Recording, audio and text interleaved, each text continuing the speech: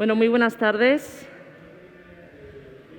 Mientras tomamos asiento, quiero darles la bienvenida a este primer foro del ciclo titulado El territorio en el plato, la gastronomía como patrimonio cultural global y local, que organizan La Verdad junto a la Consejería de Presidencia, Turismo y Deportes con motivo de la capitalidad gastronómica de la región de Murcia.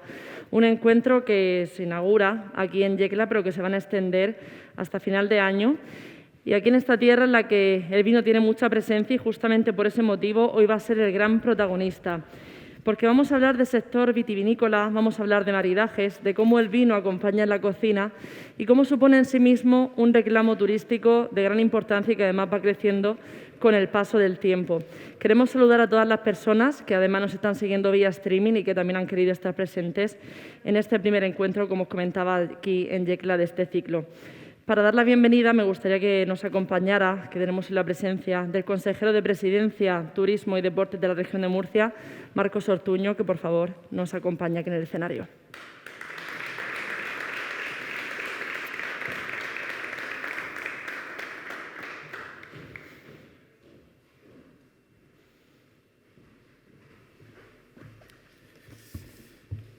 ¿Qué tal? Buenas tardes, querida alcaldesa de la ciudad de Yecla, diputado regional Paco Álvarez, concejales de la Corporación Municipal, representantes de las distintas bodegas, de la Ruta del Vino, de las denominaciones de origen, personas que nos están siguiendo vía streaming.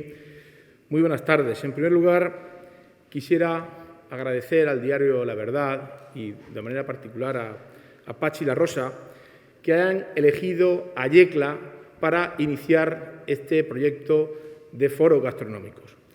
Un proyecto financiado por la Consejería de Presidencia, Turismo y Deportes y que se enmarca dentro de las actividades de la capitalidad gastronómica de la región de Murcia para este año 2021.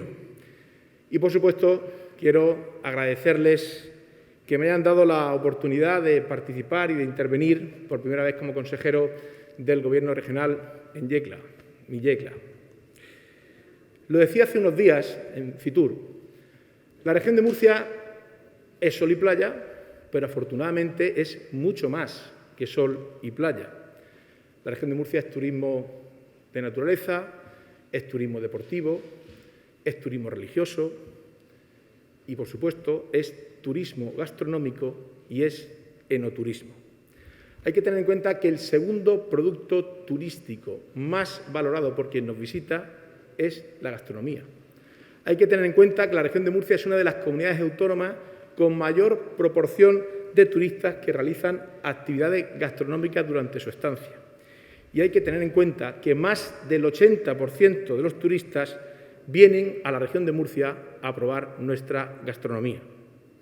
Creo que el diario La Verdad acierta plenamente eligiendo una tierra de vinos para iniciar la andadura de estos foros gastronómicos. Somos la única comunidad autónoma uniprovincial con 3 rutas del vino y con 3 denominaciones de origen. 3 rutas del vino y 3 denominaciones de origen que aglutinan un potencial enoturístico inigualable. 3 rutas del vino y 3 denominaciones de origen que tienen algo que las une y que las identifica, que es la uva Monastrell. Una uva que forma parte de la riqueza patrimonial y paisajística. Una oferta enoturística de la región de Murcia que ha incrementado sus visitantes en más de un 20% en los últimos 3 años. Queremos aprovechar nuestros vinos, nuestras bodegas y nuestros viñedos como un reclamo para que los turistas puedan conocer lo mucho que tiene que ofrecer el interior de la región de Murcia. Podemos encontrar vinos de Bullas, de Jumilla y de Yecla prácticamente en cualquier lugar del mundo. Nuestros vinos han sido, son y serán los grandes embajadores de esta tierra.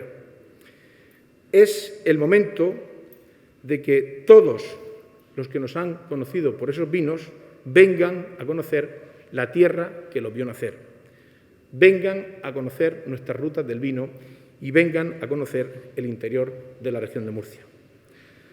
Contamos con una gastronomía de calidad, tanto en sus productos como en sus elaboraciones. Una gastronomía que respeta la tradición, actualizándola de una forma innovadora. En definitiva, y como he dicho tantas y tantas veces estos pasados días en Fitur, la región de Murcia es una forma de vivir en la que destaca la gastronomía. Una gastronomía muy vinculada al enoturismo. Una región segura, cómoda y accesible. Una tierra que se recuerda por sus sabores, por sus platos y por sus vinos. La posibilidad de tener, como dice el título de este foro gastronómico, el territorio en el plato. Muchísimas gracias a todos por su presencia y por su participación y espero y deseo que este foro sea provechoso para todos. Muchas gracias, ha sido para mí un placer estar en Yecla como consejero del Gobierno regional. Muchas gracias, alcaldesa, muchas gracias al Diario La Verdad, muchas gracias a Pachi La Rosa y, como sabéis, me tenéis siempre, siempre a vuestra disposición. Gracias. Muchísimas gracias, señor consejero, por estas palabras de bienvenida y de inauguración de este ciclo. Y ahora me gustaría que diéramos paso a la primera mesa de experiencias que vamos a tener esta tarde, denominada Los retos del sector vitivinícola, o sea que vamos a empezar a hablar de ese vino que comentábamos. Y para guiar este encuentro me gustaría dar la bienvenida al compañero de La Verdad, periodista gastronómico y miembro de la Academia Gastronómica de la Región de Murcia, Pachi La Rosa, que os dejo con él y con esta primera mesa.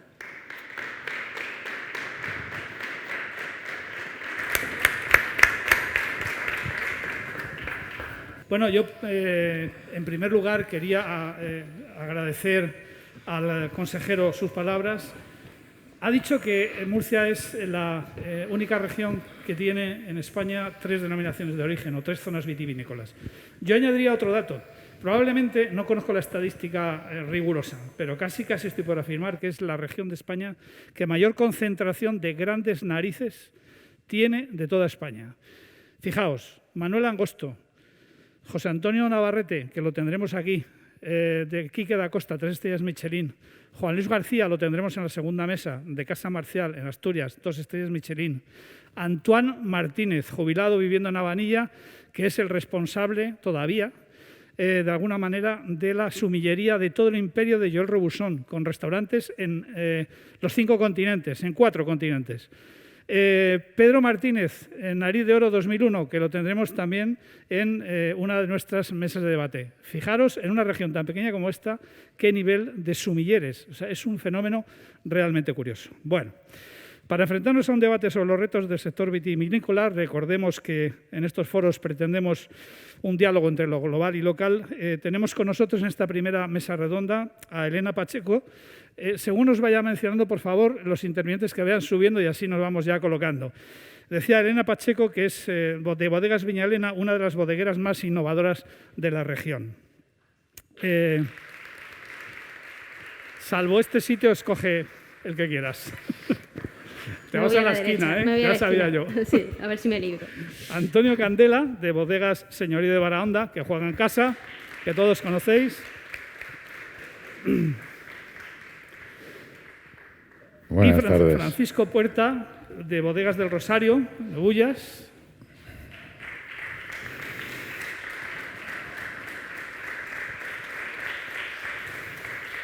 Que te acaba de pasar lo que yo me temía con la diadema.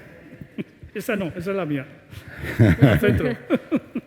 Y no sé si tenemos vía streaming, vía YouTube o vía lo que va usted a saber qué demonios es esto. ¿Qué tal? A José Antonio Navarrete. Buenas tardes, José Antonio. Muy buenas tardes. ¿Qué tal? Bueno, José Antonio Navarrete es el sumiller de Quique da Costa con 3 estrellas Michelin y fue considerado el mejor sumiller de España en 2012. Bueno, pues ya estamos todos. Para quienes nos acompañan presencialmente y tanto telemáticamente, les diré que cada vez que termine una de las mesas redondas podrán hacer, siempre dependiendo del tiempo, naturalmente, podrán hacer algunas preguntas que nosotros, al menos en el caso de los asistentes a través de YouTube, se las trasladaremos a nuestros invitados. El sector vitivinícola está viviendo momentos cruciales por muchas razones, aunque la verdad es que es muy difícil encontrar una época en la que este mundo tan dinámico, tan creativo y a la vez tan dependiente de multiplicidad de factores climáticos, económicos, comerciales, humanos, incluso políticos, no haya estado en tensión. Vamos a empezar con una pregunta para cada uno de vosotros, de los invitados, y luego continuaremos con el debate. Y para ello vamos a empezar con un tema que está muy al cabo de la calle últimamente, que es el problema del vino y el cambio climático o del calentamiento. Antonio Candela, ¿cómo está afectando el aumento de temperaturas a los viñedos, si es que le está afectando? ¿Y cómo se podrían paliar las consecuencias, si es que las hay? Pues qué duda cabe, yo creo que todos los que estamos aquí, los que estamos de estas zonas vitivinícolas, lo observamos ya desde hace unos años, cómo esas temperaturas van subiendo, cómo se van las vendimias adelantando. Todo eso conlleva que en años con excesivo calor nos podemos encontrar o no, nos hemos podido encontrar un arrebato en esa vendimia, un arrebato en esa maduración de la uva, que lo que hace es subir esa concentración de azúcar, se evapora mucho el agua que tiene la uva, con el consiguiente pérdida de ácidos, no están madurados los taninos, los antocianos, y es la gran preocupación que tenemos. Nosotros desde Barahonda llevamos ya 2 años con un proyecto con la Universidad de Murcia, el CSIC y el IMIRA, a través de la Consejería de Empleo y Universidades, con un proyecto que está financiado por FEDER, en el cual con diversas prácticas lo que estamos observando, llevamos 2 años, es un poco aventurado, pero los primeros resultados así nos lo indican, es que llevando una poda con unas técnicas que podemos hacer en el viñedo, sí que observamos que podemos tener algunos resultados. Concretamente, lo más básico son unas podas tardías, cuando el estado fenológico de la uva ya está muy avanzado, principios de abril. Con esa poda tardía lo que estamos consiguiendo es una menor incidencia, una menor gradación alcohólica en las uvas, y luego con un control hídrico muy exhaustivo en el viñedo, mediante unas sondas de humedad que implantamos en el viñedo y con cámaras de presión para el estrés hídrico en el viñedo. Así lo que estamos haciendo es optimizar esos recursos que por otra parte yo creo que me aventuraría a decir que tanto en Bullas como en Jumilla, tan importantes que son para nosotros, hídricos, y en esta zona concretamente, esa optimización lo estamos consiguiendo. Insisto, son 2 años lo que llevamos, 4 años dura el proyecto de esta investigación, y es muy interesante. Elena, tu proyecto Parcelas, me gustaría que lo explicaras someramente, ¿tiene algo que ver con todo esto? ¿Crees que hay que ir trasladando viñedos a más altura o al norte? Bueno, en un principio el proyecto parcelario que tenemos de Monastrell no estaba pensado en huir de las zonas más bajas y irnos a las zonas más altas. Estaba pensado un poco por querer mostrar un poco la diversidad, ¿no?, de la Monastrell, los diferentes estilos de vino Monastrell que podemos tener dentro de una misma denominación de origen. Y precisamente pues haciendo un recorrido por toda la DO de Jumilla, desde las zonas altas de la parte de Albacete a la zona del sur, donde tenemos la bodega, que estamos a 360 metros. Y sobre todo también poniendo en valor ciertos viñedos viejos, pie franco, poco productivos, que realmente el viticultor lo mantiene pues por el cariño que le tiene, por el componente emocional que hay del viticultor o de nosotros mismos hacia esos viñedos. ¿Qué pasa?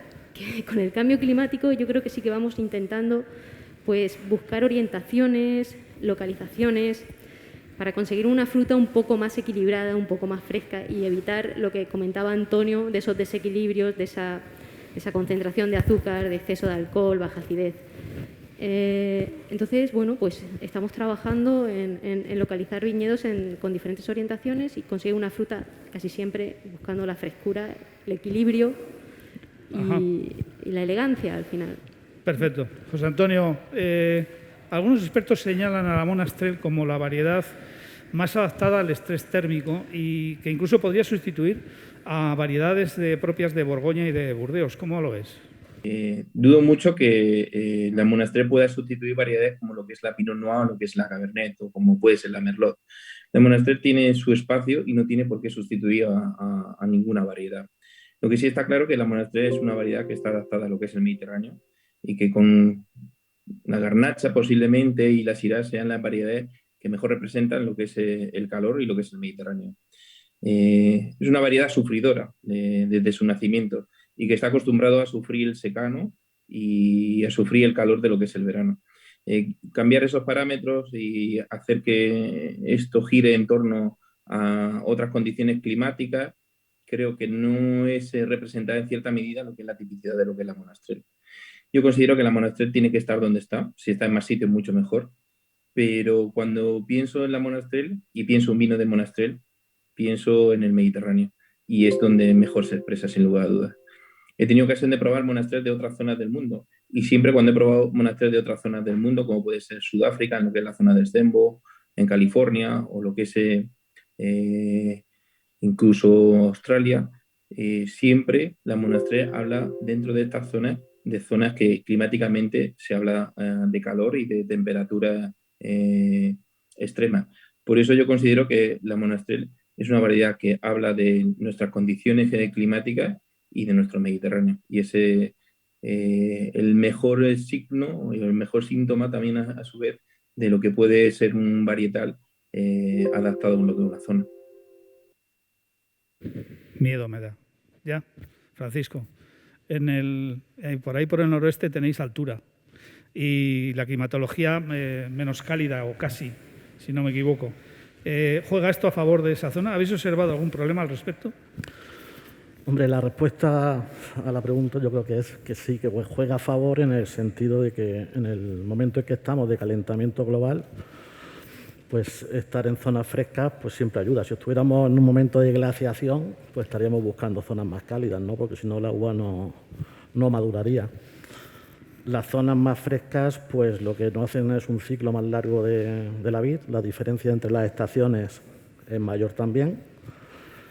Y también, como decía, el ciclo hemos comprobado que aunque la brotación sea pareja en zonas con distintas altitudes, finalmente la vendimia en las zonas más altas puede ser 20 o 30 días después que la de las zonas más bajas. Ayuda a que los vinos pues sinteticen azúcares por el día, porque también en las zonas altas hay más diferencia entre la temperatura del día y de la noche. Y ayuda a que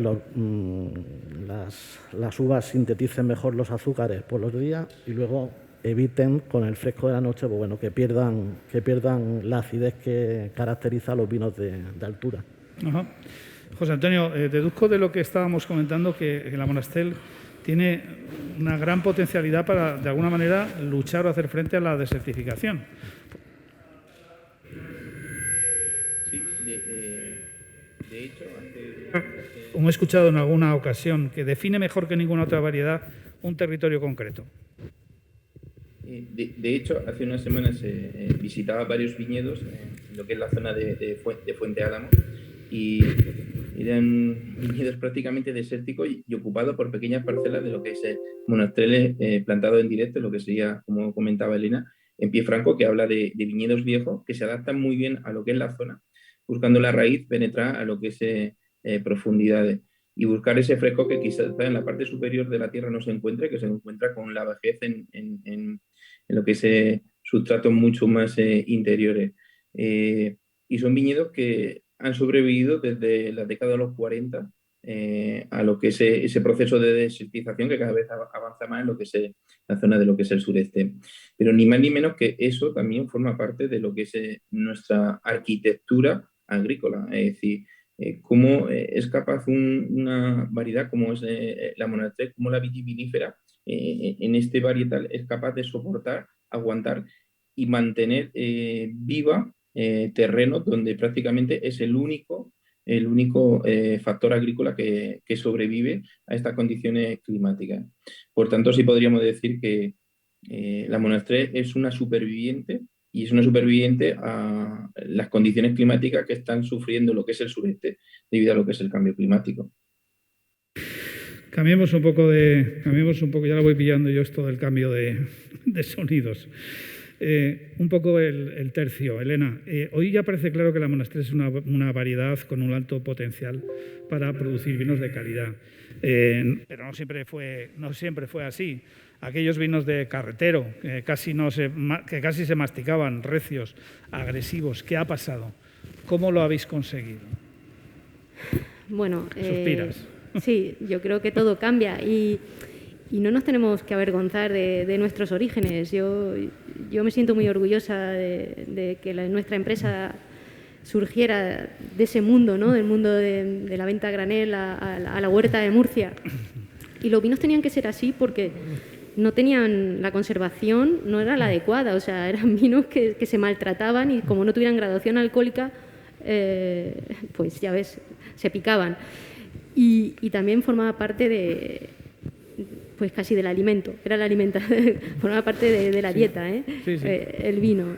Pues por lo tanto tenía que ser algo reconstituyente. Hoy en día el vino está hecho para disfrutarlo, para que sea placentero y por lo tanto yo creo que tenemos las herramientas para hacer vinos pues con más equilibrio, elegantes y para disfrutarlos en momentos o con amigos o donde sea. O sea, es algo para sociabilizar.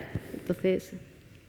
Yo creo también que es el momento, y el momento, pues es ese momento de antes que estaba hablando de esos vinos tan pesados, esos vinos recios, pues hace 20, 30 años que entraba cualquier tipo de uva, que pues, a la hora de la vendimia no se tenía nada más en cuenta que había que cortar la uva. Todo eso ha ido cambiando, ha ido evolucionando y hoy día nos podemos encontrar casi que la vendimia se le da hasta la hora que tiene que vendimiar. Hay un cuidado exquisito por parte del viticultor y un control exhaustivo por parte de la bodega durante todo el año.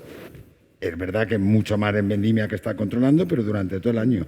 Y todo eso ha cambiado. Las bodegas nos hemos adaptado, que como dice también Elena, yo tampoco me arrepiento, nosotros venimos de donde venimos, pero que nos hemos subido, o sea, hemos subido a adaptarnos a los momentos y poder hacer elaboraciones muy cuidadas. Cualquier bodega tiene un técnico de campo que durante el año lleva un control de las parcelas de cada uno de los viñedos y las bodegas están preparadas a todo detalle. O sea, que yo creo que era el momento, ¿no? Ajá. Francisco, tenías algo que decir. Sí, no, yo también romper una lanza por nuestros antepasados que hacían esos vinos, como se ha dicho, recios de carretero, porque eran los que el mercado exigía, porque se vendían a zonas del norte de España y de Europa, porque necesitaban, en zonas donde tenían poco sol y mucha agua, pues necesitaban más color y más grado para sus vinos. Entonces, ellos sabían muy bien qué tenían que hacer para venderlo y sacar adelante sus producciones, sus fincas. Oye, al hilo de todo esto, una pregunta un poco para que quiera contestar para todos. ¿Sigue teniendo un problema reputacional la Monastrell en el resto de España? Si es así, ¿cómo lo superamos? Pues yo sí que creo que la sigue teniendo. Hay que tener en cuenta que en España tenemos alrededor de 60 y tantas denominaciones de origen, ya 90 y tantas, casi 100 con los vinos de pago, vinos de autor, y que muchas veces en España no se conoce lo que, por otra parte, todas esas denominaciones de origen, en las nuestras concretamente, estamos exportando el vino. Aquí en España creo que falta un poco más de esa cultura del vino, de conocer variedades, como es el caso de la Monastrell, que es una variedad autóctona, donde la mayor concentración del mundo de Monastrell la tenemos aquí en Murcia, y tenemos ese potencial que también será parte y culpa nuestra de no haber sabido enseñarla, catarla, demostrarla, ¿no? Pero es curioso que cualquiera de nosotros, la denominación de origen Yecla, yo soy secretario y puedo hablar con conocimiento de datos, el 92% de todos nuestros vinos se exportan. Entonces, hay algo ahí que dices, ¿cómo puede ser que estamos exportando prácticamente a todo el mundo, en todos los continentes? Nuestro vino, Monastrell, está en todos los sitios y muchas veces aquí en España, es verdad que va cambiando, ¿no? Pero hasta hace muy poco en Murcia nos costaba también meternos. Insisto que cada vez esto se va perdiendo más. Entonces yo creo que es un poco falta de todos, ¿no? La falta nuestra que no hemos podido a lo mejor o no hemos sabido salir con esos vinos y enseñarlos, pero también falta de nosotros de conocer lo que tenemos. Ajá. ¿Alguna opinión Sí. más al respecto? Yo sí puedo añadir una cosa. Sí, adelante. Yo creo que más que problema reputacional es un problema de desconocimiento total. O sea, la Monastrell, pues la conocemos por los que estamos un poco en el mundo del vino, pero un poco más. Se conocen más las zonas que las variedades en España. Y en la última encuesta que hay, o que se hizo en el Observatorio de los Mercados del Vino, pues se preguntó a los jóvenes que dijeran nombres de denominaciones de origen y la media de denominaciones de origen nombradas fueron 2,6. ¿2 qué? 2,6, la media. O sea, que conocían Rioja, conocían Rivera Rivera y ya la siguiente no sabían entera decirlo. Y entre las 10 primeras creo que no había ninguna de la región de Murcia. Entonces, si no conocen denominaciones de origen, entrar en variedades creo que todavía es un escalón por encima. Entonces el problema es de desconocimiento más que de reputación, lo que puede ser una ventaja, porque si no tienes reputación no la tienes mala tampoco. Pero fíjate, hay una cosa, perdón que aluda a un tema personal. Yo soy de Burgos, aunque llevo aquí 25 años y tan feliz. En mi tierra la gente que chatea, no la que va a los grandes restaurantes, pide el vino por tempranillo, pide ponme un tempranillo. Aquí yo no he visto a nadie que pida ponme un monastrell. Tiene algo que ver también un poco con la cultura, incluso yo creo con la propia climatología. Se está más acostumbrado a beber vino en el norte que aquí, quizá. Aquí la competencia de la cerveza es mucho mayor. Yo no bebía cerveza hasta que no vine aquí a Murcia. De hecho, o sea, sinceramente. Y ahora pues no veas tú cómo me gusta. Bueno, esto demuestra que tenemos mucho camino por recorrer y al final comunicación y lo que ha dicho Paco también, educar y poder transmitir, ¿no?, nuestros valores o nuestro factor diferenciador, ¿no?, que en este caso es la Monastrell. Luego hablamos del tema de comunicación y todas estas cuestiones me parecen muy interesantes. Pero, José Antonio, tú te mueves en el mundo de la alta cocina. ¿Los vinos de la Monastrell son compatibles con los grandes templos de la gastronomía? ¿Cómo le explicas una monovarietal de Monastrell a un cliente? Me gustaría contestar a esta pregunta, pero también hacer un poco de hincapié en eso que comentaba mi compañero, que en general hay un desconocimiento, porque estamos hablando, o el dato que decíamos, que en España prácticamente hay casi 80 denominaciones de origen en todo un país vinícola, como se puede considerar España, y por ejemplo en Francia, en lo que es la Borgoña, siendo una región vinícola dentro de un país vinícola, hay casi si no recuerdo, son 179 denominaciones de origen.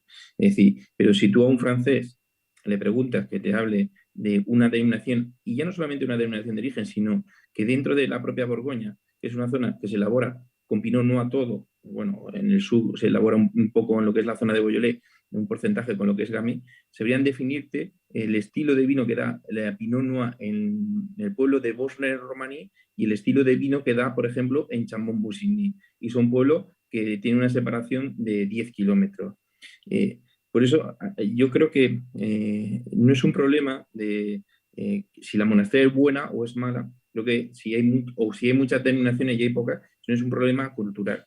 Porque aquí en España lo que suele ocurrir es, yo quiero un Rueda, y la gente le da igual que el Rueda venga de Valladolid que venga de Burgos. O yo quiero un Verdejo, que es un caso particular en el que se pide un vino por su variedad, pero pedir un vino por su variedad es, yo quiero un Monastrell. ¿De dónde? De Pinoso, de Bulla, de la Font de la Figuera. Creo que hablar en términos generales de Monastrell es una cosa que también es muy arriesgada, pero que en un principio podríamos hablar o dar a conocer primero la Monastrell y luego a partir del conocimiento de la Monastrell expresar lo que puede ser la Monastrell en la zona de Bandol, lo que puede ser la Monastrell en la zona de Provenza, lo que puede ser la Monastrell en Jumilla o la diferencia que hay entre una Monastrell de Jumilla a una Monastrell de Bulle. Partiendo de este desconocimiento, lo primero que tenemos que hacer es que la gente pues, hable de zona vinícola y a partir de zona vinícola que comprendan que cada zona vinícola en cierta medida está relacionado con una variedad. Te voy a poner un ejemplo. No quiero dar el nombre de la bodega, pero es una bodega donde yo realizo mi trabajo desde hace 16 años en Denia. Es una bodega representativa de lo que es Alicante y posiblemente su vino más premiado, más icónico y que está en todas las cartas de los vinos. Hasta el 2010 llevaba un 0% de Monastrell cuando es la variedad de lo que es la zona. Es decir, han sido capaces de hacer un vino en el que no utilizan para nada lo que es la Monastrell, siendo el vino que representa la denominación de origen Alicante y que representa, entre comillas, porque es el vino posiblemente más venido de Alicante, lo que es una denominación de origen. Y un estilo de vino o un ecosistema vinícola que puede ser Alicante. Este es nuestro gran problema, que es la cultura. Una cultura que, como bien dice, incluso en Murcia está reflejada en donde el consumo es la cerveza y no es el vino, cuando tenemos posiblemente la mayor riqueza en cuanto a una variedad y cuanto a viñedo muy, muy viejo y estilos de vino que se pueden dar no solamente en 3 denominaciones de origen y en 2 vinos de la tierra, sino que incluso en las propias denominaciones de origen hay muchas subzonas que expresan bien lo que es el estilo. Pero la gente no tiene esa cultura de llegar a dominar. Pero creo que tampoco es un problema de Murcia como tal, ni de la Monastrell, porque si podemos hablar, hablemos de Andalucía y de lo que es el marco de Jerez, que posiblemente tienen los vinos más representativos y más distintos de cualquier parte del mundo. Tienen el mismo problema que nosotros. La gente les cuesta mucho beber su propio vino y son más bebedores de cerveza. Yo creo que el gran reto de lo que es la Monastrell o los vinos de Monastrell es que la gente los consuma y a partir de consumirlos que adquiera una cultura y a partir de esa cultura que esa cultura se vaya desarrollando y podamos hablar de todas estas cosas a las que yo me refiero.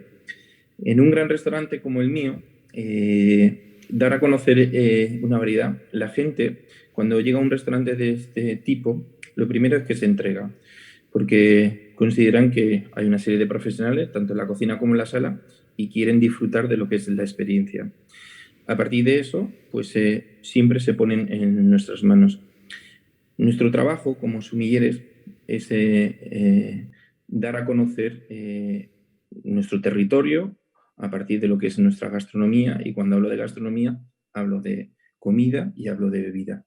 En cierta medida, pues el 70% del cliente que llega a nuestro restaurante procede de fuera de España, y para nosotros, dentro de nuestro tipo de restauración, es muy fácil hablarle a un belga del Mediterráneo, y el hilo conductor entre la gastronomía de Quique, la cultura del Mediterráneo, son los vinos del Mediterráneo.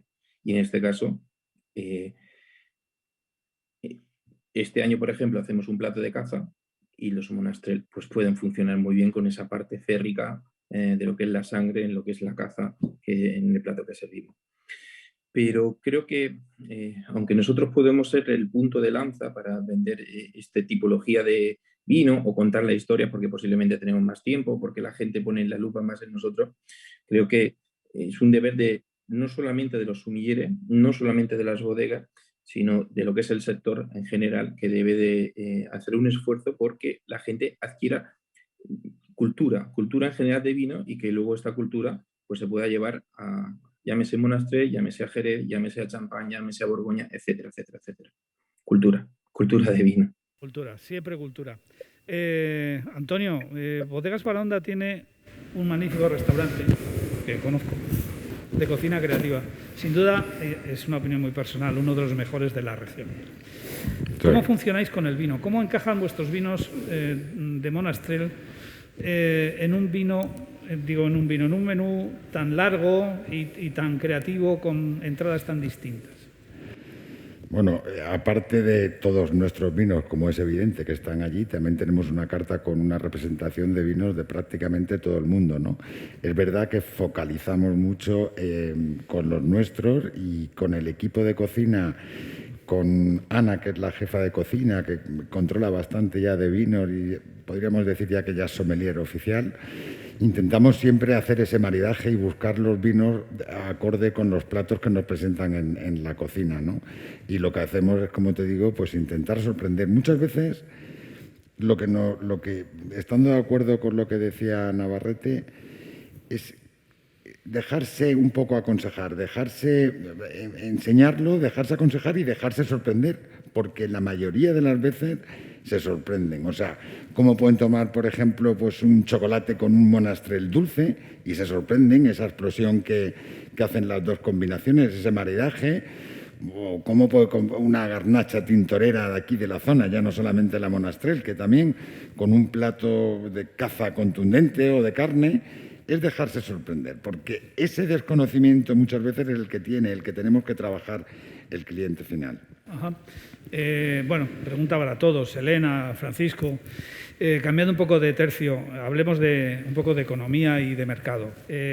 Bueno, parece ser que se arrancan cepas, que disminuye la superficie de viñedos, que el consumo de vino se estanca. Resurge el problema de los precios de la uva, vinculado a esto la famosa polémica entre calidad o cantidad. En fin, ¿es viable económicamente la vitivinicultura hoy en día? ¿Qué futuro nos espera? Vaya tela la pregunta. Sí. Por favor, ser breves también. No, yo creo que de verdad la situación no es fácil en el sector vitivinícola, ¿no?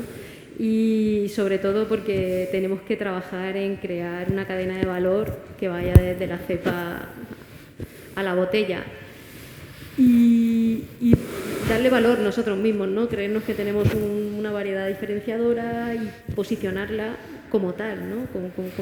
Con la calidad que tiene, que podemos estar orgullosos y quitarnos prejuicios y sobre todo trabajando mucho el viñedo y recuperando, no dejando que se arranque todo el viñedo que se está arrancando y sobre todo el viejo y el poco productivo, que eso es una preocupación importante que tenemos los bodegueros y consiste en embotellar cada vez más parcelas viejas e intentar darle el valor que se merecen en el mercado, que no es fácil por el exceso por los excedentes que hay de producción, ¿no?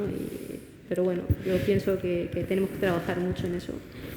Estando de acuerdo con lo que dice Elena, yo creo que también tenemos un problema estructural en España en general, que hasta que no consensuemos todo lo que son los rendimientos y que tengamos unos rendimientos parecidos en las distintas zonas vitivinícolas, es complicado. Para mí es uno de los puntos más difíciles de solucionar, pero yo creo que por donde podríamos empezar. O sea, no podemos tener en algunos casos casi el doble de diferencia de rendimientos a un viñedo, porque eso para el agricultor, es que en un mundo tan global es muy complicado salir para adelante. Me has dicho que sea breve y creo que he sido breve y conciso. Bueno, los problemas van encadenados unos con otros. El arranque de viñedos va ligado a los rendimientos que la explotación agrícola tiene para el viticultor y estos van ligados al precio de la uva. Y que esto es importante, va ligado al precio del vino. O sea, el precio del vino no es que vaya por un lado y el de la uva vaya por otro. Entonces, ¿qué viticultura es rentable? Pues la que al final la bodega logra vender ese vino dentro de una botella.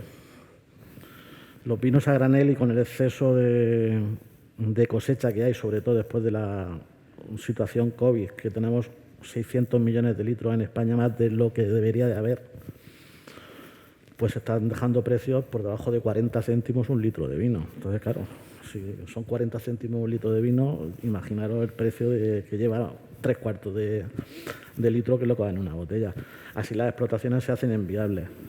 Y la región de Murcia, como decía Antonio, con la poca pluviometría que tenemos y los rendimientos por parcela, que en algunos casos son 1.500, 2.000, 3.000, 5.000 kilos por parcela, pues luchamos con otras zonas muy cercanas que pasan los 30.000 kilos por hectárea. Es que es difícil así, es que Entonces, eso es complicado. Entonces, si te multiplican por 10 y el producto al final se le puede poner vino también, pues si lo ligamos con las preguntas anteriores sobre el desconocimiento del mundo del vino, pues claro... Vamos, tenéis un trabajo muy complicado, en definitiva.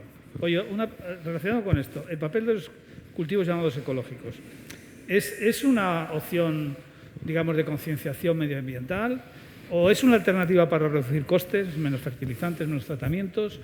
¿Cómo funciona ese mundo que parece que está cada vez más en alza? Bueno, yo creo que para reducir costes, no, porque cualquier producto que vayas a utilizar ecológico, orgánico para el viñedo, es mucho más caro que un convencional, o sea que reducir costes no. Y lo que pasa es que yo creo que hay que hacer un buen uso de la palabra ecológico e interiorizarlo y sentirlo. Todo lo que se haga para recibir subvención, yo creo que no, yo creo que eso no funciona. Al final lleva a poner en el mercado productos de mala calidad y difíciles. Entonces, yo creo que hay que interiorizarlo. Yo, fíjate, tengo que lanzar, y como no podía ser de otra manera, vender a Yecla, pero Yecla fue pionera a nivel nacional ya hace muchos años con el apoyo de las consejerías de Agricultura en su momento en la utilización de las feromonas. Una de las ventajas que tenemos en Murcia, en esta zona concreto, que con esos climas que hablamos tan extremos y tal, prácticamente tampoco tenemos enfermedades. Aquí era la alobesia del racimo, la polilla, y aquí hace ya creo que son más de incluso de 20 años. No sé si algún compañero del Consejo me lo podría confirmar. Estamos utilizando la técnica de confusión sexual con unos resultados buenísimos, pero buenísimos. De hecho, hay una parte importante del viñedo en Yecla que está certificada como ecológico y otra gran parte de viñedo que aún sin estar como ecológico, sin estar certificado, observamos que no, viene sin ningún tratamiento.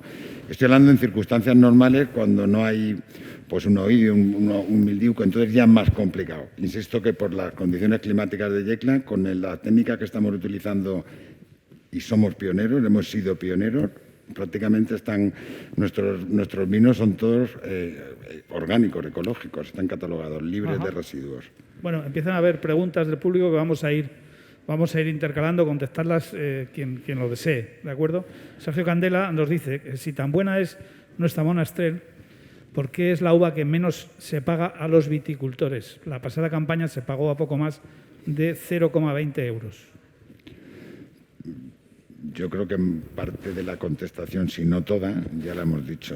Esas diferencias de rendimientos, fundamentalmente, ¿no? De rendimientos hace muy complicado. Lo que decía Paco, cuando multiplicas por 5, por 6, por 7 los rendimientos de una zona que estamos a 40, 50, 100 kilómetros, pero al mercado sale todo con esas diferencias, es muy complicado. Pero una pregunta, para alguien que conoce el mundo del vino como yo, de manera, digamos, tangencial, de una manera tan profesional como vosotros, esas altas rendimientos son en detrimento de la calidad o no tiene nada que ver en principio. Yo creo que sí, totalmente. Sí, ¿no? Es imposible. O sea, claro, es totalmente de acuerdo, sí. Pero entonces no se compensa el mayor precio que se puede cobrar por un vino. Claro, a los agricultores les pagará lo mismo, obviamente. Lo que te decía Paco, que al final esos excedentes de vino que puede haber en una zona o en otra salen como vino. Y con la diferencia de que en zonas han multiplicado por 10 o por, ya no quiero decir por un montante importante, su rendimiento y otras zonas no. José Antonio, ¿qué opinas tú sobre esto? ¿Crees que en esa pelea entre cantidad y calidad, la calidad tiene la batalla perdida o por cuestiones de rentabilidad o no? Yo creo que debe de ser también una cuestión, hablando en términos generales de cualquier zona vinícola del mundo, de equilibrio entre el punto de lanza de una gran región vinícola para hacerla conocer son los vinos de calidad, por encima de los vinos de volumen. Pensemos en uno de los últimos movimientos que han sucedido dentro de lo que es España con lo que es el nacimiento de Corpinan. Corpinan nace con una necesidad de hacer, si cabe, mucho más elocuente la calidad que tienen ciertas bodegas dentro de lo que es la denominación de origen Cava Penedès. Posiblemente los 9 productores de mayor calidad observan que cuando llevan a un mercado donde hay un desconocimiento de lo que significa Cava como región vinícola, sus productos están englobados en un cartel en un supermercado que pone Cava, donde hay empresas que venden o elaboran 30 millones de botellas y empresas donde elaboran 40, 50 o 100.000 botellas. El consumidor que se acerca a ese producto normalmente se acerca a un producto de un precio inferior y nunca va a dar el salto a un producto de mayor calidad o de mayor precio en este caso. ¿Por qué? Porque el producto de menor precio no tiene una calidad suficiente. Por eso ellos se distancian de lo que es ese paraguas que se llama denominación de origen o que se llama Cava y que engloba todo. Por eso yo pienso que debe de haber un equilibrio entre las grandes producciones y los vinos de calidad.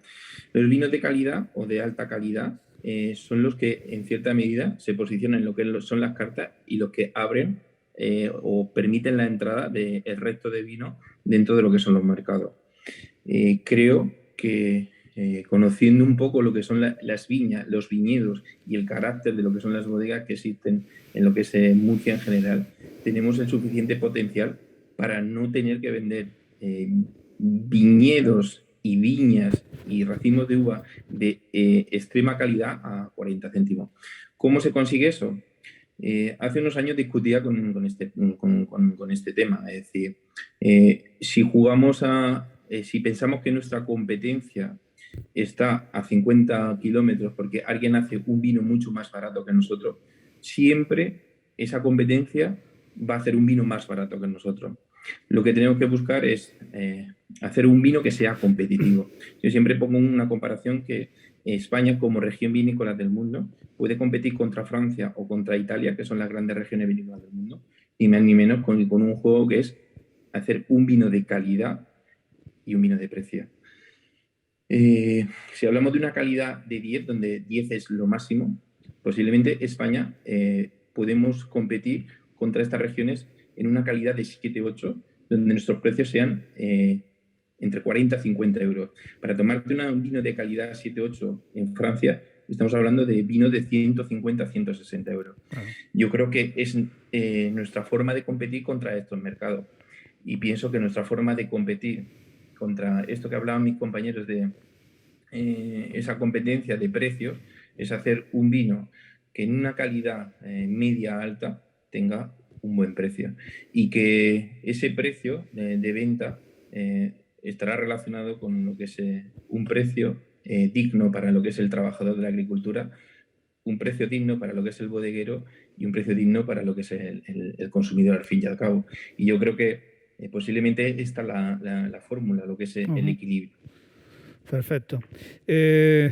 Bodegueros, ¿tenéis algún tipo de control, o bien por vuestra cuenta o bien a través de las denominaciones de origen, de cómo se venden vuestros vinos en los lineales? Lo digo por lo siguiente. Yo, que ejerzo de amo de casa, como sabes bien, que me has pillado hoy haciendo un arroz, buenísimo, por cierto. Cuando voy al supermercado, la zona de vinos en general es un auténtico desastre. Está desabastecida, apenas tiene marcas, no hay ninguna información, están revueltos, la mitad son marcas blancas que no saben ni dónde vienen, en fin. ¿Hay algún tipo de control? Porque una de las cosas que podría favorecer el consumo interno sería que esos puntos de venta de vuestros vinos estuvieran de otra manera, pero claro, eso escapa a vuestro control, supongo, ¿no? Sí, yo no vendo en grandes superficies, en grandes lineales, entonces lo desconozco realmente. No sé, pero estaría bien que en Murcia los grandes lineales por lo menos tuvieran una zona reservada para los productos de la región y cuidarlo y tener una gama muy amplia de productos, o sea, pero regional, pero desconozco realmente. Hombre, yo sí que creo que se está cuidando cada vez más y muchas veces desde la bodega pues vamos con el enólogo, intentamos al jefe de compras, al responsable de la sección, a enseñarle un poquito, a hacerle una cata, explicarle de dónde viene el vino, hasta la etiqueta, todo, porque ahora se cuida muchísimo también la imagen, no solamente lo que está dentro, que también se cuida, ¿no? Yo creo que poco a poco, al final, no sé, parece que vamos siempre como un paso atrás, pero la realidad es que no paramos de avanzar. Desde fuera muchas veces se ve un poco atascado. Yo quiero ser positivo. Ajá. Francisco, ¿alguna opinión? Pues evidentemente una gran superficie no va a tratar los vinos igual de bien que una enoteca, que va a tener una persona que te va a aconsejar. Claro, sí. Y dentro de estas también hay casos y casos. Hay algunos casos que vinos nuestros nos los han puesto como de La Mancha, como de Valencia y como de... Eso, al final, por lo menos los han puesto. Sí, ya, pero al final vas a hablar con el muchacho que está allí, que tiene un contrato de una semana, ninguna y formación. te va a decir que a mí que me cuenta de lo que me estás diciendo. A mí me han dicho que las coloque aquí y que me cuente más rollo que me... Oye, un tema espinoso que a veces causa, en fin, algunos pisotones. La innovación en envases.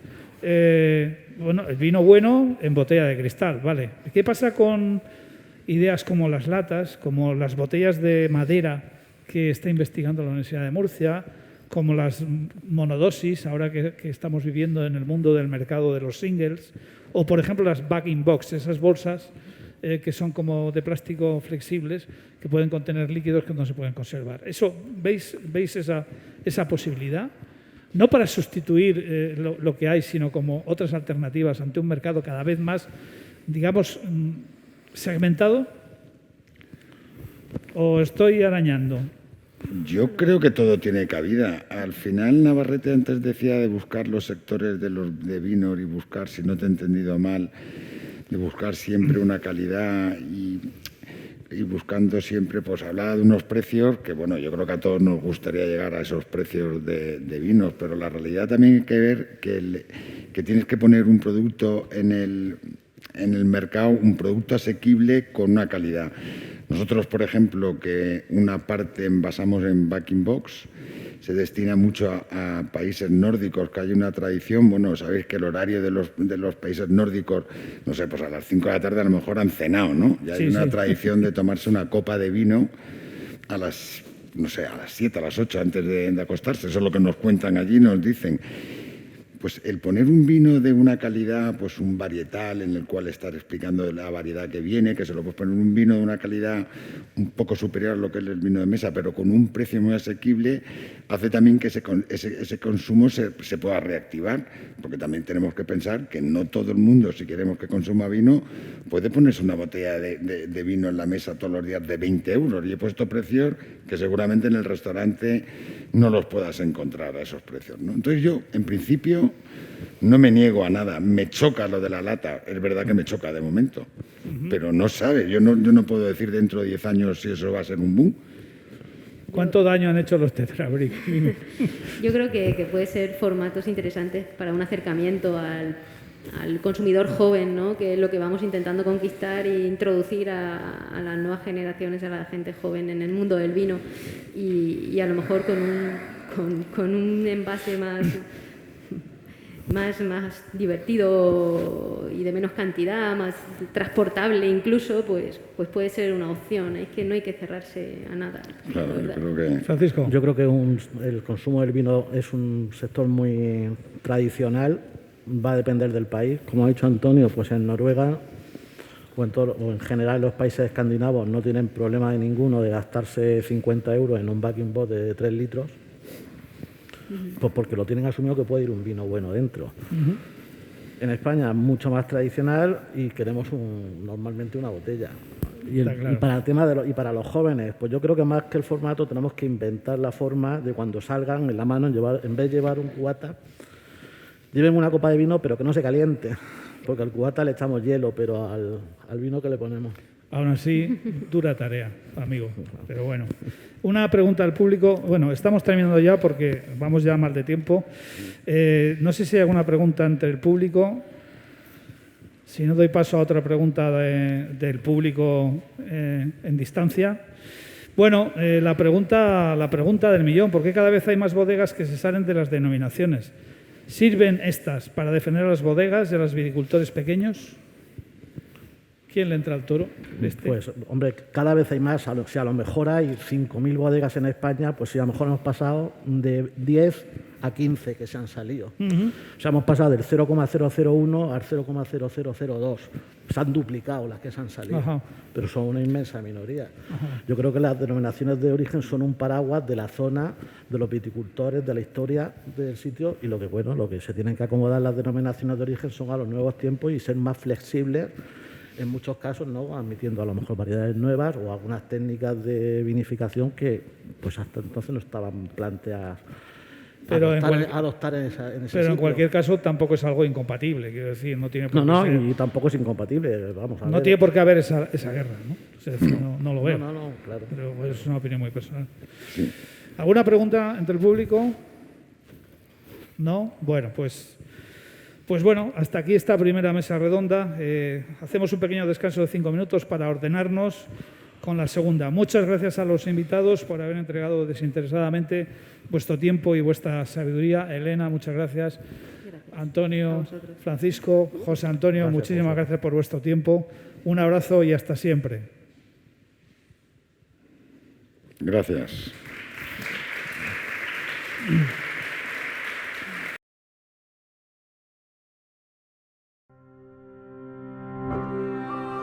La gastronomía murciana emana directamente del carácter resiliente, pragmático y multicultural de esta tierra, y lo ha hecho de una forma que ha contribuido a dibujar la identidad de esta comunidad y que, como ella, ha hecho siempre gala de saber transformar las dificultades de la historia en nuevas y genuinas soluciones de futuro.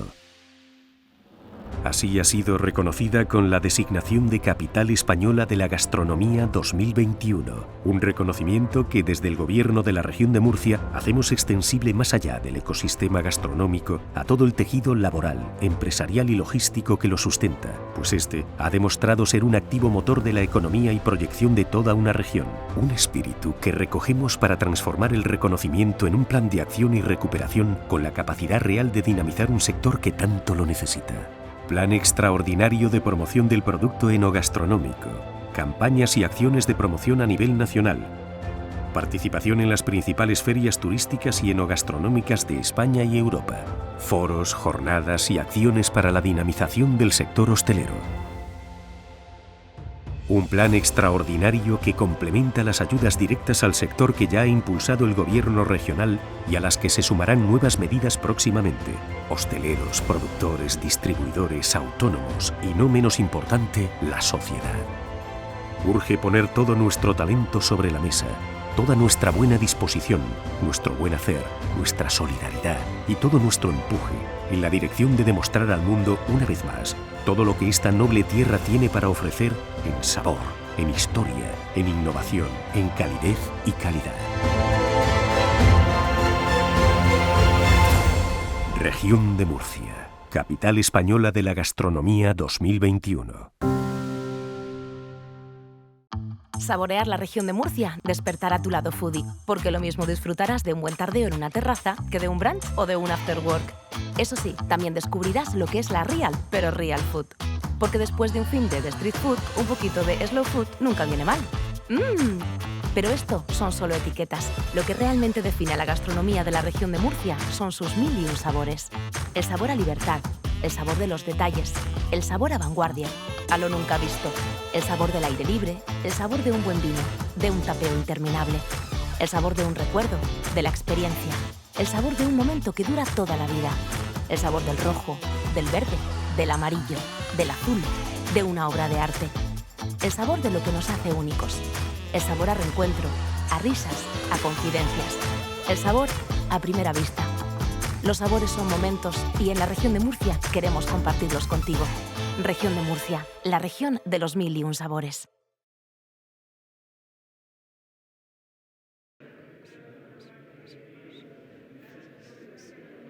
Bueno, después de esta pequeña pausa que hemos hecho, vamos a pedir que toméis asiento para comenzar con esta segunda mesa de experiencias en este primer encuentro aquí en Yecla.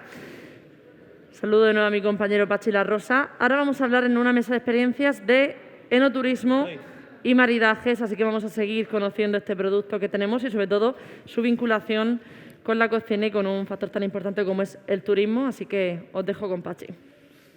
Bueno, muchas gracias, Lidia. Bueno, en esta segunda mesa redonda vamos a acercar la lupa a lo más cercano, a lo más local y a la cocina. Maridajes, el vino y la gastronomía del altiplano, la cocina del vino, el vino como reclamo turístico, la comunicación y el marketing del vino. Y para ello nos acompañan, y según los vaya mencionando les ruego que suban, bueno, Juan Luis García no, porque le estoy viendo ahora mismo. Juan Luis, ¿cómo estás? ¿Te has dejado barba? Increíble. Sí. Sumiller de Casa Marcial, el restaurante de Nacho Manzano, 2 estrellas Michelin. Juan Luis es murciano, fue durante mucho tiempo presidente de la Asociación Regional de Sumilleres y desde hace unos años está en latitudes más fresquitas que esta. Muchas gracias por tu presencia y tu disposición. Gracias a vosotros siempre por invitarme. Estupendo. Irene López, chef del restaurante de Loreto, de Jumilla. Pedro Martínez, Sumiller, Nariz de Oro 2001. Y Aurora Picó, del restaurante Aurora, en el Hotel Avenida, presidenta de la Ruta del Vino de Yecla. Un aplauso.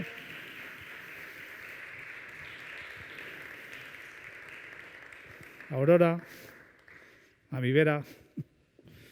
Y muchas gracias a todos por vuestra disposición igualmente. Bueno, pues así, sin anestesia, Irene, directamente. ¿Qué papel juega el vino en la cocina del altiplano y más concretamente en tu cocina? No solo el vino como ingrediente, sino como acompañante de tu cocina. Pues es que está presente en todo. Como acompañante, por supuesto. Cuando uno viene a Jumilla, el vino es el souvenir. Viene a por el vino. Así que nuestros platos están siempre pensados con la idea de que encaje bien, de que sea todo unisivo, que vaya todo fluido. Y en mi cocina, pues fundamentalmente es un condimento. Es cierto que hay un montón de platos en la cocina tradicional. Al final, vale, somos un poco modernitos, pero partimos siempre de una cocina tradicional bien estructurada, bien ruda. Así que ahí tenemos nuestras carrilladas estofadas al vino. Aparece también en algunas salsas. Tengo especialmente una en mente, que es una salsa holandesa con vino añejo. Ese añejo de Jumilla, ese vino que a veces un poco denostado, te da unas notas y unos matices que parece tanto a los vinos licorosos, así avellana fina. ¿Cómo despreciar eso? Así que fundamentalmente como condimento, pero se encuentra como ingrediente en elaboraciones tradicionales que nosotros también hacemos, aunque por temporadas. Rollos de vino, estos pastelicos, seguro que Aurora los conoce, de cabellico de ángel. Ahí lo tenemos como protagonista totalmente. Es que hay que recordar que la cocina con vino no es ninguna modernez. ¿No? Es que viene... A ver, los romanos utilizaban profusamente el vino para cocinar. Los romanos ya usaban la técnica del desglasado, por ejemplo. Es decir, recuperar los aromas que dejaban la recién de mallar en los recipientes donde se freía o osaba algo para recuperarlos mediante un licor, mediante un vino. O sea, que es que efectivamente eso está dentro de nuestra tradición. De cocinera a cocinera, Aurora, la cocina de tu restaurante, en principio, parece distinta, muy distinta a la de Irene. Tradicional, muy pegada a los recetarios de siempre, arroz con conejo y caracoles, gazpachos yeclanos, luego hablaremos de los gazpachos, gachas migas. ¿Qué papel juega también el vino en tu restaurante? Creo que tenéis hasta un menú enoturístico, ¿puede ser? Sí, hoy día, desde que la ruta del vino se formó en Yecla, pues una de las actividades o propuestas que hacía era que participáramos en esos eventos y en esa forma de dar a conocer la gastronomía con el vino, ese enoturismo gastronómico. Entonces, nosotros sí que tenemos un menú enoturista que lo componemos de 3 o 4 platos acompañados de los vinos que normalmente en el certamen de vinos que se hace de la denominación de origen con los ganadores lo acompañamos. Sí que, como bien has dicho, nosotros tenemos una cocina un poquito más tradicional que la de Irene. Respetando a nuestros mayores, siempre nos enseñaron a respetar las tradiciones y sobre todo las costumbres. Entonces, seguimos haciendo las famosas pelotas del relleno, el gazpacho, como has dicho, que luego lo haremos, las gachas migas, las tortas fritas, todo eso siempre acompañado con unos buenos vinos Monastrell. Es una cocina contundente que requiere ese vino afrutado que expresa esos taninos en boca, que tiene esa graduación a partir de los 13 grados que acompaña muy bien a esos platos tan contundentes que tenemos en Yecla. ¿Crees que los restauradores del altiplano y concretamente de Yecla apuestan en general por los vinos de la tierra en sus cartas? Pues ¿Cómo ha evolucionado eso? Sí, vamos a ver, yo creo que desde un principio todos los bares, restaurantes, apostamos y apostamos por los vinos. Siempre nos hemos dejado llevar un poco por las modas y parece que lo tuyo en ciertos momentos parece que no era lo mejor, ¿no? Siempre no somos profetas en nuestra tierra. Siempre hemos visto que a lo mejor lo de al lado es mejor que lo nuestro. Pero hoy día yo creo que con la promoción, la puesta en marcha que está haciendo la ruta del vino de Yecla, en pro de ese vino, aparte de las bodegas que tenemos, esos buenos vinos Monastrell que están haciendo, la buena comercialización que la están haciendo, cada vez el cliente o el restaurante está apostando más por vinos de Yecla. Pero ya no solamente el cliente, nosotros la ruta del vino de Yecla lleva 10 años trabajando para, como digo, fomentar ese consumo del vino, consumo responsable del vino, ese saber conocer el vino disfrutarlo. Entonces, el propio cliente cada vez más está demandando de los vinos Monastrell de nuestro pueblo. Claro, eso es lo más importante en el fondo, que haya una demanda por parte de la clientela, porque si no, no hay oferta, está claro. Juan Luis, vamos a aprovecharnos de ti y de tu experiencia asturiana. Una gran nariz murciana afincada al otro extremo de la península. ¿Qué diferencias observas en la relación de asturianos y murcianos con el vino, con sus vinos? No, yo creo que en líneas generales es igual en cualquier sitio, ¿no? Yo creo que el cliente cuando viene de fuera siempre yo creo que requiere los productos de la zona. Es como el turista que va a Yecla, lo que quiere son productos de la zona. Y qué identidad más grande que la variedad de uva Monastrell en Yecla. Yo tuve la suerte de poder trabajar allí 10 meses, no mucho más, pero me di cuenta de esa gastronomía auténtica que hay en la zona, y esos maridajes de cercanía son los que deben de primar en todos los restaurantes, yo creo, porque son al final lo que te van a dar, te va a cerrar el círculo y es lo que te va a dar identidad, ¿no? A mí muchas veces, pues yo no sé si que he creado un poco de controversia en el tema de Asturias, ¿no? Porque cuando tú entras a Casa Marcial, pongo un ejemplo, tú entras a Casa Marcial y yo te recibo una copa de sidra para cerrar el círculo, y eso se debe de llevar a Yecla en este caso, a Yecla y a la región de Murcia. Cuando tú entras a un restaurante y tomas ese clásico gazpacho o ese clásico arroz con conejo y caracoles o esa cocina tradicional, esos maridajes de cercanía, son los que la gente lo demanda y lo que lo va a hacer auténtico y único, porque no va a estar en otra parte del mundo. Oye, ¿y defiendes los vinos de Monastrell allí arriba? Sin duda, sin duda. ¿Cómo se ven? ¿Cómo se ven allí? Con una climatología tan distinta. Me consta que sí. La verdad es que nosotros defendemos los vinos auténticos, y esos vinos auténticos, los de la variedad de uva Monastrell, evidentemente están dentro. ¿Por qué? Porque representan una zona, porque representan un saber hacer, representan una filosofía y representan un clima, y el clima es el que hay en Murcia, ¿vale? Y nosotros defendemos los vinos sobre Monastrell. De hecho, estuvimos dando el año pasado en el maridaje, estuvimos dando en el postre un Monastrell. Tenemos en la carta todas las denominaciones de origen, Jumilla, Yecla y Bullas en la carta. Magnífico. Tienen cabida, sin duda alguna, tienen cabida en un restaurante en Asturias. ¿Cómo se ve? Pues se ve como una zona novedosa. Desde Asturias se ve como una zona novedosa, porque el norte siempre ha sido de la zona más famosa que hay en España, ¿no? Históricamente, no es una cosa que yo esté diciendo aquí ahora, sino históricamente ha sido de esa zona más famosa. Entonces Murcia se ve en Asturias como una zona emergente, ¿no? Yo de hecho,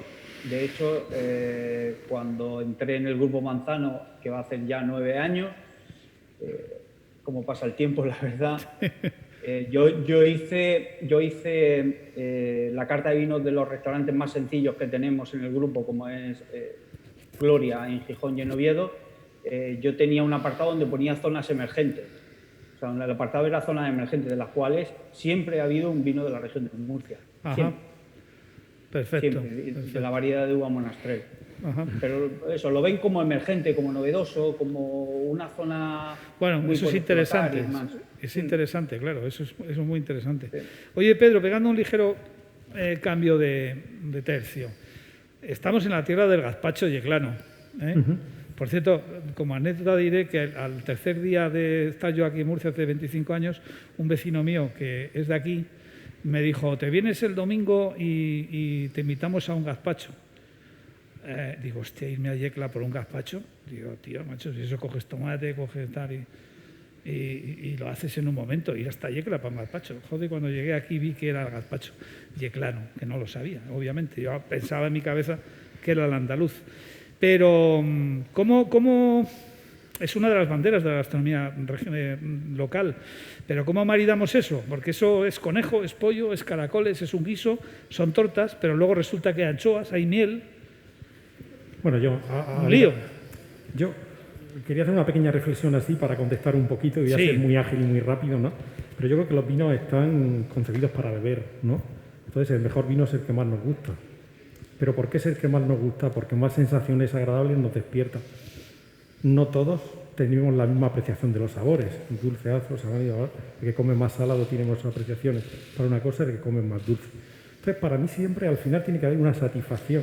Tiene que haber una satisfacción en ese plato que se toma y tiene que haber una satisfacción en ese vino que se bebe. Entonces, podemos profundizar, porque se puede profundizar, se puede buscar un maridaje de continuidad o un maridaje de enfrentamiento, pero yo creo que por encima de todo lo que hay que buscar es la satisfacción del cliente, del comensal, cuando se bebe un vino o cuando se toma algo. Entonces, no me atrevería a decir un vino concreto, sino me atrevería, y Juan Luis a lo mejor está conmigo, que la mesa puede ser de 2, puede ser de 4, puede ser de 6. Incluso en esa mesa podemos tener varios gustos, ¿no? Yo le preguntaría, siempre daría un Monastrell, por supuesto. Además, soy gran defensor de la Monastrell y no es de ahora, sino de hace muchos años. Puedes recordar la entrevista que me hiciste hace 14 años, en la cual muchas veces me gustaría recuperarla para responder a muchas preguntas de las que se han planteado aquí hace 14 años. Y no sé por qué nos iríamos un poco de lo que estamos hablando. Yo le preguntaría, ¿cuál es el último vino con el que ha disfrutado usted? Y dependiendo que el vino que me dijera un poco la mesa, me atrevería a recomendar siempre un Monastrell. Pero sí que es verdad, y le recomendaría a lo mejor pues, un Monastrell más joven, un media crianza, o a lo mejor un Monastrell un poquito más hecho, o un Monastrell que proceda de una parcela de Restauración Norte que sea más fresco, o a lo mejor que sea una ensamblada de varias variedades. Y si son muy entendidos, pues te irías a lo mejor pues, a un vino con mucha identidad, otra cosa. Entonces, siempre dentro de la Monastrell, pero yo creo que hay que dar un pasito más. Eso es muchas veces lo complicado. Pero lo sencillo es que siempre, creo que desde la parte de la bodega y desde la parte de la sumillería, al final lo que hay que buscar son esos vinos y no hay que perder el umbral. Para mí el umbral organoléctico es súper importante. Y yo creo que la variedad de la Monastrell, siendo la séptima variedad en el mundo, de las 70 o 80.000 hectáreas que pueden quedar en el mundo, en la cuenca mediterránea, probablemente es donde mejor se expresa. Y tenemos grandes parcelas en la región, que esas parcelas tenían que ser patrimonio histórico. Y no estamos en que hay que comprar la uva al precio que haya que comprarla, porque hay que poner en valor. Eso es lo que va a crear líneas de dónde tenemos que ir. Entonces, daría un Monastrell, pero al final yo daría un Monastrell que cuando te le echas a la boca, pues que tenga una acidez lo más natural posible, que te despierte frescura en la boca, que los taninos, que son las asperezas que percibimos en la boca, bien vengan de la maceración o de las frutas, o bien vengan de la barrica, se complemente, que para un paladar no entendido, sino de cualquier persona de a pie que anda, pueda llegar a sentir que esas asperezas están equilibradas con el peso de fruta y la acidez, se tome un trago de vino y le invite a tomar una segunda copa, una tercera y se termine la botella. Y puede ser en un vino joven, en un vino media crianza o en un gran vino. Todos son grandes vinos, pero en un vino a lo mejor pues de otro nivel de precio o de lo demás. Entonces, no me cerraría nunca, sino utilizaría un poco la satisfacción y la psicología de recomendar. Las ganas que me están entrando de cenar, no se imaginan. Carrillera de atún rojo al vino de Jumilla. Es uno de los platos de tu carta, Irene. Tenemos que usar el vino. Con pescado. Pero si es que va perfecto, es ideal. Al final el atún rojo es lo más parecido a una carne. Pescado graso, muy cercano a una carne, es verdad. Es fenomenal. Nosotros hacemos siempre fondos oscuros con estos vinos, buscando siempre un vino de muchísima calidad y tratamos el atún como una carne, excepto en la cocción, lógicamente, porque salvando las distancias hay que es un producto muy delicado y hay que respetarlo al máximo, apenas lo tocamos. Pero a la hora de elaborar esta salsa que la acompaña, hecha con huesos de atún y por supuesto que nos atrevemos a utilizar vinos de altísima calidad, pero vinos tintos de Jumilla y va de cine. Sí. En Jumilla viene muy bien la expresión esa de uvas a peras. Bueno, ¿verdad? Tú concretamente sabes que la pera alcolina es mi ingrediente fetiche. Vale, es que, claro, que viene muy bien maridarla con una monastrell, ¿no? Bueno, o cocinarla con una monastrell. Hay pocas similitudes entre la monastrell y la pera alcolina, pero si cocinamos la alcolini con especias, condimentos, que sí que tengan moléculas en común con la monastrell, encaja perfectamente. Podemos utilizar pues, clavo, canela, este tipo de especias que nos van a llevar aromas que sí que van a hacer que la pera y la uva monastrell encajen.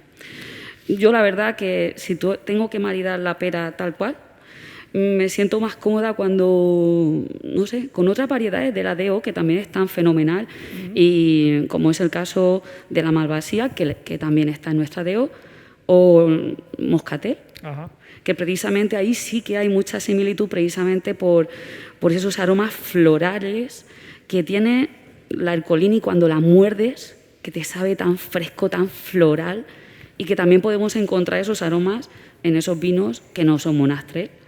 Pero, vale, podemos encajar la monastrell con las peras utilizando esos condimentos para ejecutar ese nexo. Perfecto. Sumilleres, Juan Luis, Pedro.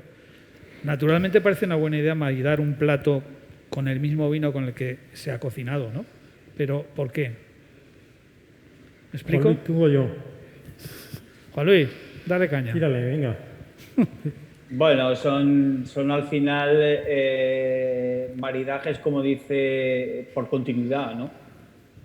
Al final, si tú aportas el mismo vino al plato, al final va a tener esa continuidad que lo va a hacer, no sé, armonioso, ¿no? En el maridaje. Pedro ha dicho una frase que para mí es importantísima a la hora de que el cliente pueda disfrutar de una botella de vino de la región de Murcia, de monastrell, de moscatel o de la variedad que tengamos enfrente, es la satisfacción del cliente. O sea, aquí no hay otra. O sea, yo te puedo contar que este vino es de la ladera norte del Monte Arabí, suelo pedregosos, viñas muy viejas de monastrell, pero si al cliente no le satisface, yo le puedo contar 1000 historias que si no, no le va a entrar, ¿no? Entonces, eso es vital y fundamental para nosotros como sumilleros. Y estos maridajes, o sea, cocinar con el propio vino son maridajes de continuidad que son siempre, vamos, no tienes esa confrontación, esos maridajes por contraste, ¿no? Digamos que es una pareja de baile al final que está bailando juntos y no se pisan el uno al otro. Vale, ¿no? O sea que no hay riesgo, digamos, ¿no? Como puede haber en maridajes de confrontación, ¿no? No, ahí no hay riesgo. Ahí es caballo ganador sí o sí. Ajá. Sí, yo lo que pienso al final es que hay que hacerlo con un poco de sentido, ¿no? Normalmente hablamos de maridaje.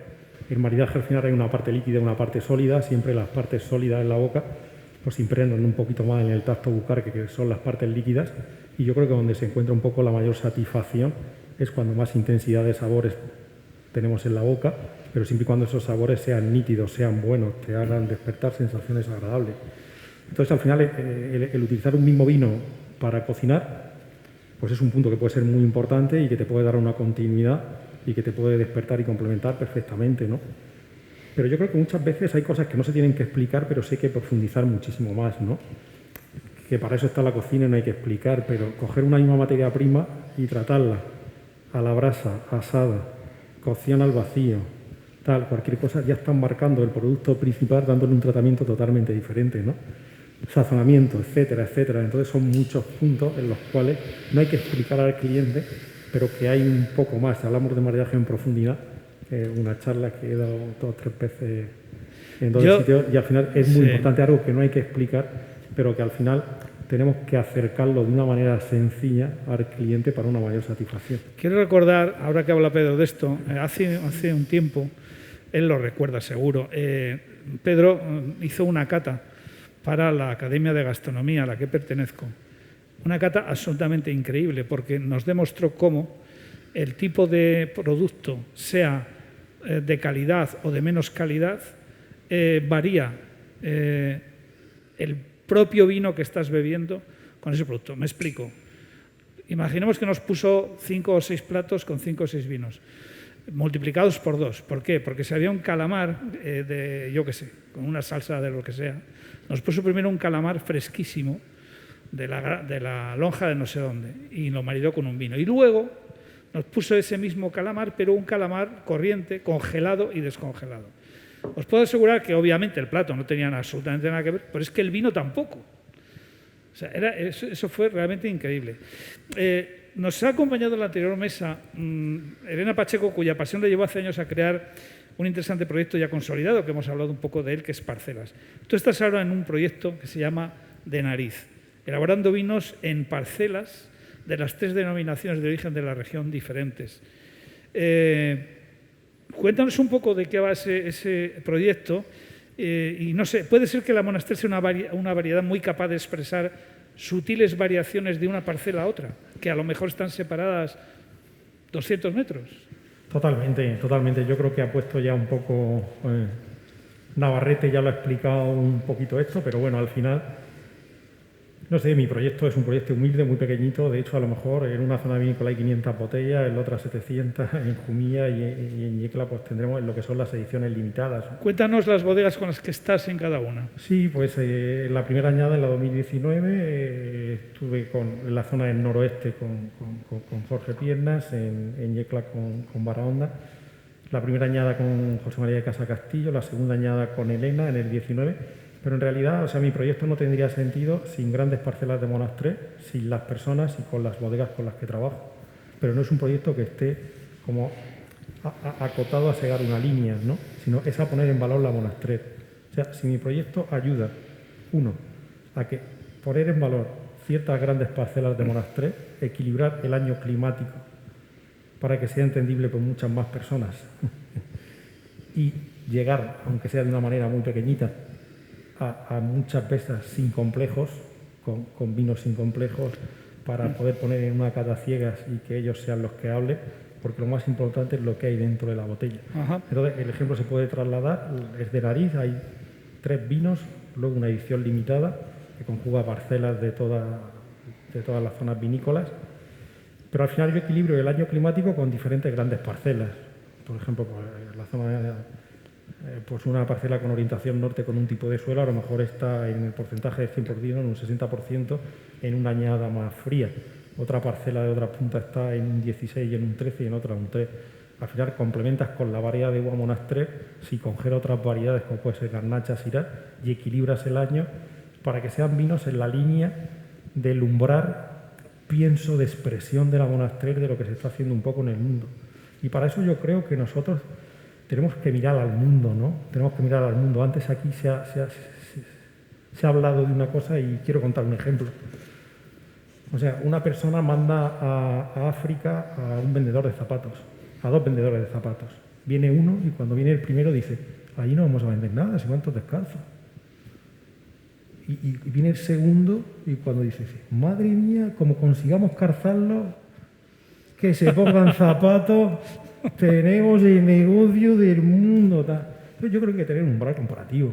Yo creo que muchas veces para posicionar los precios de nuestros vinos, si los grandes vinos de Monastrell del mundo con nuestra variedad pues se hacen en Châteauneuf-du-Pape, en Bangor, Languedoc, Rossellón, en Australia, en California, en Sacramento Corral, tú tienes que, sin complejo, antes de salir al mercado, poner tus vinos, hacer catas, hacer catas comparativas, dónde están estos vinos en el mundo, cómo van, qué tal, lo que sea. Entonces, al final lo que tenemos es que mirar, ¿no? que ver esa dimensión de umbral comparativo de las cosas. Y yo creo que eso es algo muy, muy importante, con toda la humildad del mundo, para crecer. Luego hay los vinos, cada botella de vino cuenta una historia. Puede ser entendible por más gente o por menos gente. Vamos a intentar llegar a la mayor presión. Y eso es lo más importante. Pero yo creo que tenemos que cerrar el círculo. Tenemos que tener eso que hay dentro, que sea de esa manera, pero estamos en un momento en el que es muy importante. Es muy importante porque el packaging, la imagen, la etiqueta, pues es algo en lo cual, siempre y cuando sin perder la perspectiva, acompañe lo que hay adentro, pero creo que es algo muy importante. Ajá. Y bueno, luego hablamos de imagen del vino, de etiquetas, si nos da tiempo, porque hay alguna cosa curiosa que contar. Aurora, una cosita en primicia si llega el momento. Sí, si no, lo cortamos y lo dices. Cambiando un poco el tercio, Aurora, eres, además de restauradora, la presidenta de la Ruta del Vino de Yecla. ¿Qué es eso de la Ruta del Vino? ¿Quiénes la conforman? ¿Para qué sirve? Hablar de Ruta de Vino es hablar de aunar cultura, enoturismo, patrimonio, gastronomía, todo a través del hilo conductor que lleva, de todo el arte que lleva el universo del vino. Es conjugar todos esos recursos que tenemos, tanto, como digo, turísticos, gastronómicos, dentro del hilo conductor que es el vino. Hablar de rutas del vino es hablar de enoturismo, es hacer creer, hacer valorar, hacer conocer bien ese mundo que es el vino, que nos puede llevar a muchos sitios a la vez de poder conocer, como digo, todo lo que son los recursos turísticos que tiene un territorio. La Ruta del Vino de Yecla hoy día está formada por 40 socios, igual que cualquier ruta del vino tiene que tener unos establecimientos como son bodegas, como son alojamientos, restaurantes, bares de copas, comercios, algunos establecimientos de ocio vinculados con el vino. Entonces, todo ello se lleva a cabo a través de esa asociación Ruta del Vino, que lo que hace es aunar toda esa riqueza patrimonial que tenemos. Oye, ¿qué encaje tienen las rutas del vino con las denominaciones de origen? Todas las rutas del vino están avaladas por las denominaciones de origen, igual que las rutas del vino están todas acreditadas por ACEVIN, que son las ciudades de rutas del vino de España. Entonces, todos los miembros de la Ruta del Vino tenemos un manual de calidad, un manual que cada 2 años más o menos nos hacen una auditoría. Entonces, el pertenecer a la Ruta del Vino ya nos supone el estar trabajando en pro de ese buen servicio, de ese buen conocimiento, de esa buena forma de servir el vino. Hay, en mi opinión, falta una pata a veces importante, porque bueno, al final el enoturismo está está muy vinculado al mundo rural, al campo, por obligación. Hay una pata ahí quizá que falla un poco, que pueden ser los alojamientos de calidad, tanto en Yecla como en otros puntos, como en Jumilla o como... Hombre, hoy día cada vez más se están abriendo establecimientos o casas rurales, establecimientos hoteleros rurales. Creo que hoy día en la región hay más de 600 establecimientos rurales y todos ellos siempre... de calidad, ¿eh? De calidad. Ojo. Vale. Sí, bueno, pero vamos a ver, se está apostando... Ahora nos vamos a Asturias. Se va apostando, vamos a ver... ellos nos llevan muchos años de ventaja, igual que otras rutas del vino nos llevan muchos años de ventaja. Y poco a poco, cada vez más, yo creo que se está apostando por esa calidad, por esa... Vamos, de todas maneras, tenemos aquí, tenemos a nuestro consejero de turismo, tenemos ahora mismo aquí al director de turismo, y yo creo que a través del ITREN cada vez se nos está exigiendo más ese nivel de calidad para que nuestros establecimientos estén posicionados dentro de la red de establecimientos rurales de España. Perfecto. Juan Luis, voy para allá. ¿Qué diferencias ves en la situación del turismo gastronómico en tu tierra? Te estoy poniendo unos compromisos. Y en Asturias. En Asturias, y por ahí arriba, por el norte. ¿Qué podemos aprender? ¿Qué podemos aprender? No, yo aprendí mucho cuando llegué aquí a Casa Marcial. Y con algún cocinero lo hablé. Yo llegué en Casa Marcial en diciembre del 2012 y en aquel momento había un menú tradicional seguía teniendo 2 estrellas Michelin, igual que ahora. Tenía un menú tradicional que eran croquetas, revuelto de la casa sobre torto de maíz, fabada asturiana, arroz con pito y arroz con leche a 44 euros más la bebida. Estoy hablando en el año 2012. ¿No? Entonces yo hablando en un 2 estrellas Michelin. Entonces yo hablando con muchos amigos, cocineros, en charlas, digo, ¿por qué no se puede hacer eso en la región de Murcia, ¿no? Hay distintos tipos de arroces, ¿no? En el altiplano, los arroces de Murcia y los arroces luego de la costa. Y luego tienes los guisos del altiplano, más otros guisos que se hacen en Murcia centro y luego, bueno, pues, o sea, que tienes esa gastronomía, pero hay que creérselo. Hay que creérselo. Porque tú piensas en Asturias, por ejemplo, y piensas en fabada y en sidra. Sí es verdad que en Asturias también hay bueno, un turismo también gastronómico.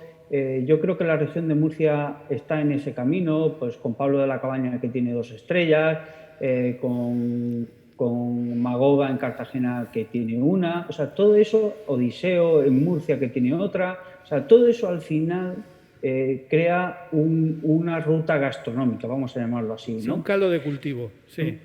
Sí, en Asturias sí es cierto que, bueno, con Nacho Manzano a la cabeza, que tiene 3 estrellas, dos en Casa Marcial y 1 en Gijón, pero ten en cuenta que en el oriente, que es la zona donde yo estoy, por ejemplo, Arriondas, que es una población con 2.000 habitantes, tiene 3 estrellas Michelin. Joder. ¿Vale? Tiene 3, ¿no? Si nos vamos para la zona de arriba de Sella son 4, nos vamos para la zona de Gijón, está la Salgar de Gijón y luego está Casa Gerardo. O sea, al final tienes 7 o 8 estrellas Michelin que hace que sea una ruta gastronómica, ¿no? Y eso influye también luego en los alojamientos, que también, pues bueno, la verdad es que son fantásticos en esta zona, la verdad. Muy bien. Y bueno, pero yo creo que Murcia, además con este tipo de cosas, capital gastronómica este año, con esas estrellas que se han dado y yo creo que se está subiendo gastronómicamente. Eso es la sensación que yo veo desde fuera. Claro, yo creo que es una sensación muy correcta, efectivamente. Oye, Pedro, el consumo de vino, lo decíamos antes, desciende. Estamos perdiendo a los jóvenes, quizá porque los nombres, el marketing de los vinos, los propios nombres los asustan. Yo qué sé, me lo invento, Pago de Montalvo, Marqués de Cifuentes. A lo mejor si un vino se llamara Colega o Flipe, pues a lo mejor les convencíamos mejor. Habría que pensar en términos de nichos concretos de por ejemplo, las mujeres son las que están creciendo en el consumo del vino tinto, además, en contra de lo que se suele pensar. Yo creo que hay varios factores que influyen un poquito en eso, ¿no? Y al final está claro, ¿eh? O sea, yo algunas veces pregunto y me dice, no me gusta el vino. Digo, ¿y te gusta un refresco de naranja? ¿Te gusta un refresco de limón? ¿Te has tomado un té desteinado? Dice, sí. Digo, pues si te gusta eso, tú no has encontrado, no te han explicado, o alguna vez no has tomado el vino.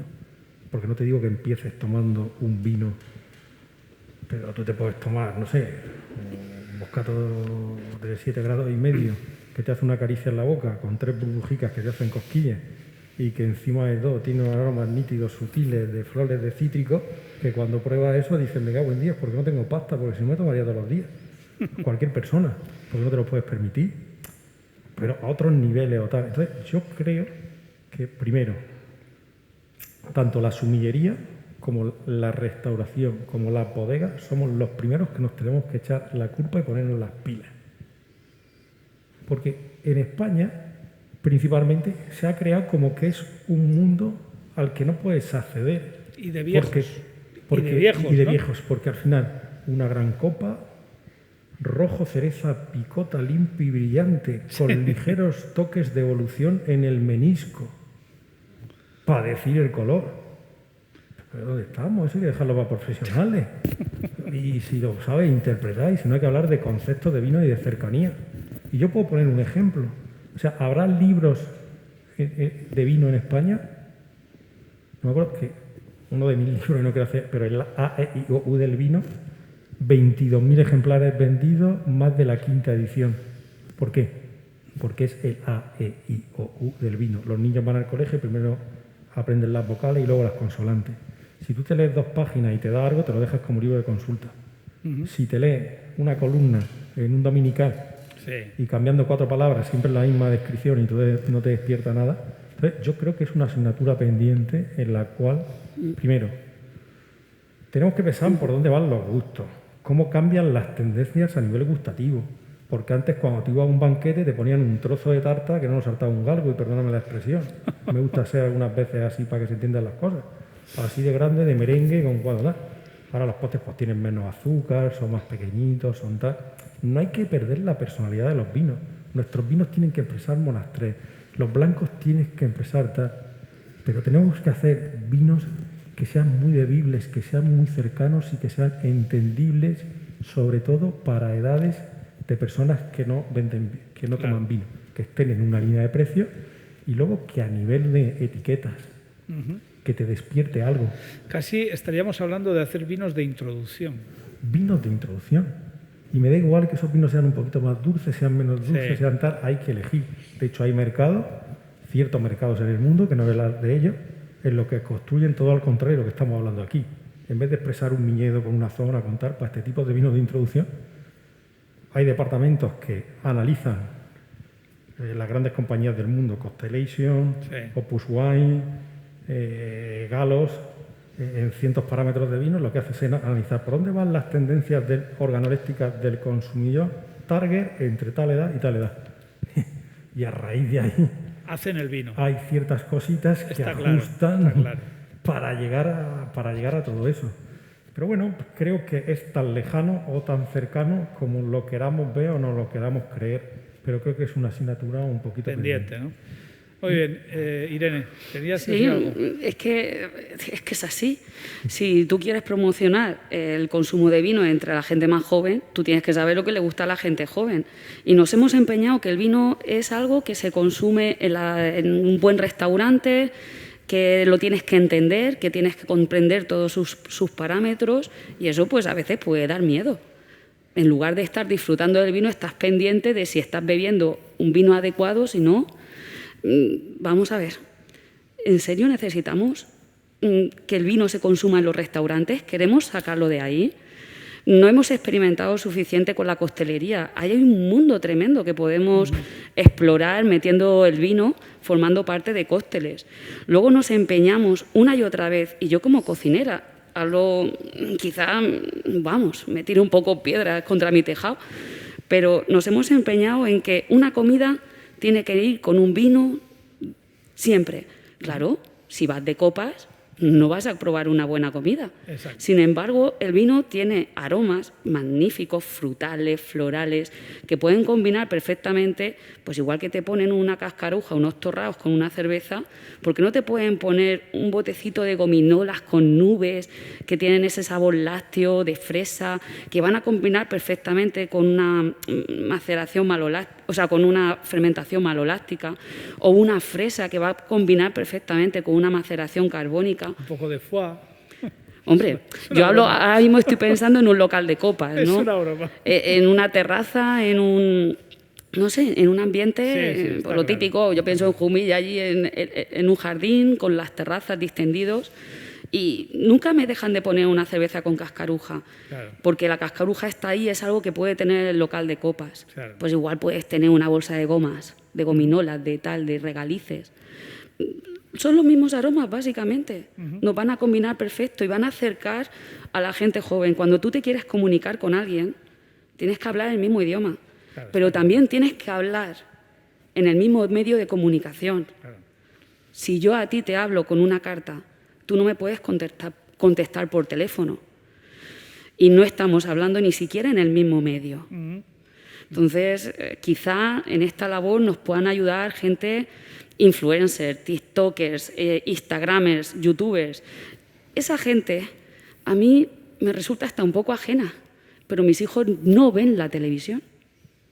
Entonces entiendo que ahí está, Ajá. Ellos utilizan otros medios. Correcto. Y estamos presionando para hacerles llegar una información a través de medios que no usan. Que no usan, exacto. Muy brevemente, porque tenemos que terminar. Aurora. Y también muchas veces yo creo que el propio establecimiento, el propio camarero, tú cuando entra una persona y va a la barra, lo primero que le pregunta un camarero es, ¿te pongo una caña? Sí. Hasta el día de hoy, o sea, de aquí para atrás. Ajá. Contra pregunta, ¿qué vino quieres? Claro. O te pongo este vino. O sea, Ajá. muchas veces el ofrecer nosotros ese vino. Claro. Bueno, señores, una rápido, Pedro. Brevemente, muy rápido. No sé, quería aprovechar un poco, dar las gracias un poquillo y siempre pues creo que tenemos que creer en nosotros siendo humildes, pero con visión y perspectiva a nivel mundial importante, ¿no? Y con esta reflexión que hago es, o sea, un proyecto súper honesto, lleno de pasión y de alma, el cual quiero que contribuya un poquito a la región, pero para todos. Porque yo he estado en Castaño, hemos estado en Barahonda, hemos estado en todos sitios. Pero ¿te acuerdas que te enseñé una publicación que hicieron del proyecto de Nariz en uno de los blogs más importantes de diseño, aunque lo importante es lo que hay dentro de la botella, D-Line, a nivel mundial? Es un blog de packaging en donde da unos premios y uno de los premios es wine y champán, wine and spirit o wine. Es un apartado de los premios que dan a nivel mundial. Se presentan proyectos de todo el mundo. Se presentó mi proyecto de Nariz y yo simplemente con que me lo publicaran, yo ya decía, daba saltos de alegría, como que no me lo creía. Pero estando allí antes de subir al escenario, me lo acaban de comunicar por teléfono, que el proyecto de Nariz ha sido elegido como mejor packaging del mundo de vinos en D-Line. Bueno, eso sí que es una noticia. Sirve un poquito para que la Monastrell y que eso un sí que es una buena pequeñito, lo que hay dentro y lo que hay fuera, contribuya ese mínimo % para todos, porque no es para mí, es de nuestra región y es de todos, pues contento. Magnífico, yo creo que eso merece un aplauso. Bueno, pues hasta aquí hemos llegado. Muchas gracias a nuestros invitados por su compañía y sus conocimientos, a ustedes que nos acompañan en vivo y en directo aquí en Yecla y a todos los que nos han seguido telemáticamente. Juan Luis, muchísimas gracias. Se nos cuela por ahí algo, cuidado con los huevos de trillo. Juan Luis, muchas gracias por tu presencia, por tu disposición y hasta la vista. Ya sabes que esta es tu casa y lo es de verdad, además. ¿Qué te voy a decir? Sí. Muchísimas gracias. Gracias a todos vosotros y bueno por querer contar conmigo este ratito, y si alguna idea hemos transmitido, pues seguro. Se agradece. Ya sabéis que me tenéis a vuestra disposición para cuando queráis y a ver si puedo bajar pronto a Murcia, que tengo ya ganas. Nos encantará verte, de verdad. Amigo, un abrazo. Muy bien, amigo. Un abrazo a todos.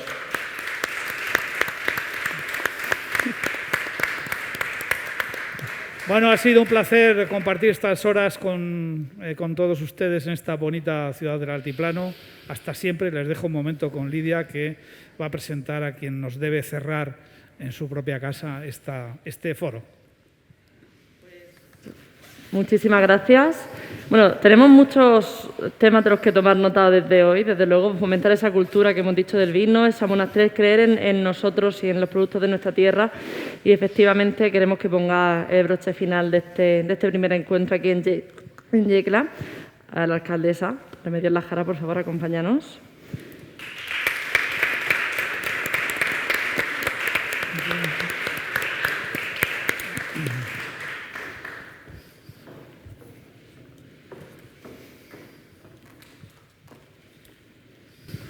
Bueno, muchísimas gracias. Ha sido un verdadero lujo.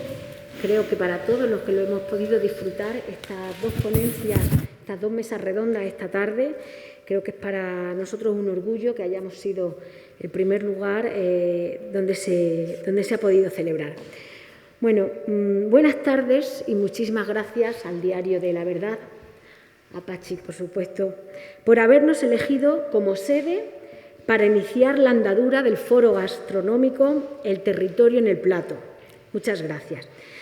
Decía el consejero en su intervención, porque además lo conoce muy bien en primera persona, que en la región de Murcia, si hablamos de turismo, también hablamos de interior y, por supuesto, de no turismo.